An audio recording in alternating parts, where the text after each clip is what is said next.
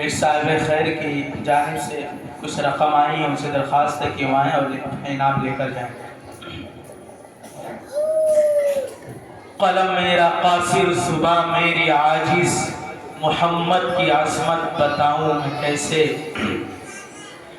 قلم میرا قاصر صبح میری عاجز، محمد کی عظمت بتاؤں میں کیسے۔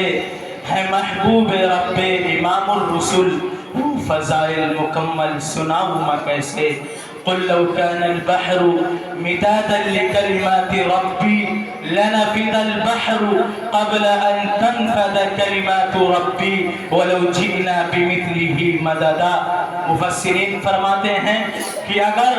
دنیا کے سارے سمندروں کو روشنائی بنا دی جائے اور اسی طریقے سے سارے درختوں کو کاٹ کر قلم بنا دیا جائے اور اس سے میرے محبوب کی تعریف لکھی جائے، میرے محبوب کی عظمت بیان کی جائے، تو قلم تو ختم ہو سکتے ہیں، اشجار تو ختم ہو سکتے ہیں، دریا کے پانی تو ختم ہو سکتے ہیں، سمندر کے پانی تو ختم ہو سکتے ہیں، لیکن آپ صلی اللہ علیہ وسلم کے اوصاف حمیدہ اور آپ کے اخلاق حسنہ مکمل نہیں ہو سکتے ہیں، ختم نہیں ہو سکتے ہیں۔ اسی کو شاعر نے اپنی زبان میں کہا ہے کہ کتاب فطرت کے سر ورق پر جو نام احمد رقم نہ ہوتا، کتاب فطرت کے سر ورق پر جو نام احمد رقم نہ ہوتا تو نقش ہستی ابھر نہ سکتی، وجود لوح و قلم نہ ہوتا، یہ محفل کن فقا نہ ہوتی، وہ جو امام امم نہ ہوتا، یہ محفل کن فقا نہ ہوتی، وہ جو امام امم نہ ہوتا، زمین نہ ہوتی، فلک نہ ہوتا، عرب نہ ہوتا، عجم نہ ہوتا۔ تو ہم آپ صلی اللہ علیہ وسلم کی تعلیمات کو جان کر آپ صلی اللہ علیہ وسلم کی زندگی کے مطابق، آپ صلی اللہ علیہ وسلم کے اسوے کے مطابق اپنی زندگی کو ڈھالنے کی اور گزارنے کی کوشش کریں۔ آئیے اب اس کے بعد ہم تقریر پیش کرنے کے لیے ایک ایسے طالب علم کو دعوت دینے جا رہے ہیں جو آپ کے سامنے تو یہ محسوس ہو رہا ہوگا کہ یہ ایک چھوٹا سا طالب علم ہے، لیکن یہ ایک ایسا طالب علم ہے جنہوں نے پورے مدرسے میں مسابقہ خطابت اور مسابقہ تقریر میں مرحلہ وار کامیابی حاصل کرتے ہوئے، انٹرویو کے ذریعے سے کامیابی حاصل کرتے ہوئے 5ویں مرحلے میں آ کر انہوں نے دوسری پوزیشن حاصل کی ہے۔ اور ہمارے جو بھی پروگرامات ہمارے مدرسے کے منعقد ہوتے ہیں، اس میں انہی بچوں کو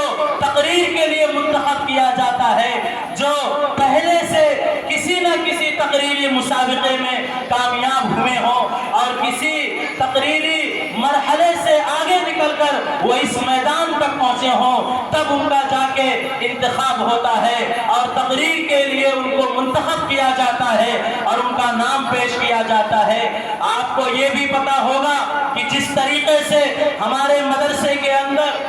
شعبہ مکتب اور اسی طریقے سے شعبہ عربی اور درجہ حفظ کی بنیادی اور بڑی مضبوط اور ٹھوس تعلیم دی جاتی ہے، خواہ وہ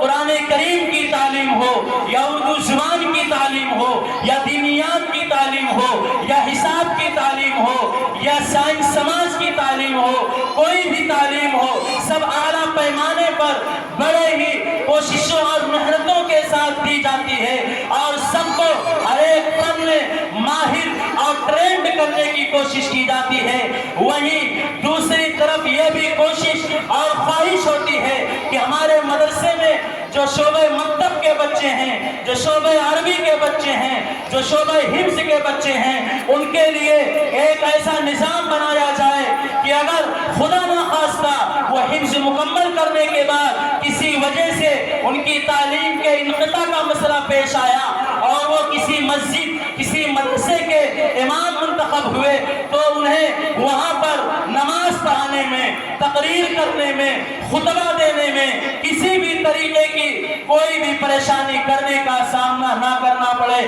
الحمدللہ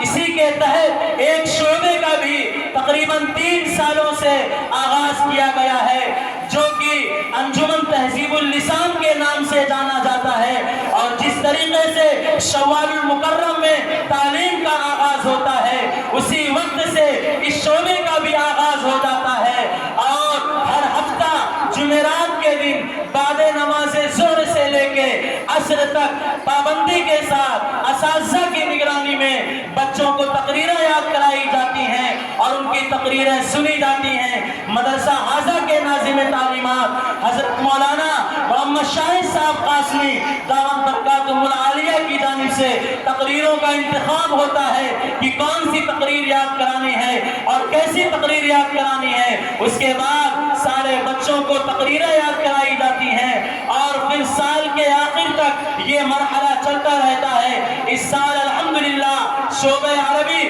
اور شعبہ حفظ کے بچوں نے 3 تقریریں اور 2 خطبے جو کہ عید الاضحیٰ، عید الفطر، اسی طریقے سے عام خطبے بھی یاد کیے ہیں، اور شعبہ مکتب کے بچے ان کی الگ تقریر ہوتی ہے، ان کو بھی الحمدللہ اس سال 3 تقریر یاد کروائی گئی ہیں، اور پھر سال کے آخر میں ان کا سالانہ انٹرویو ہوتا ہے۔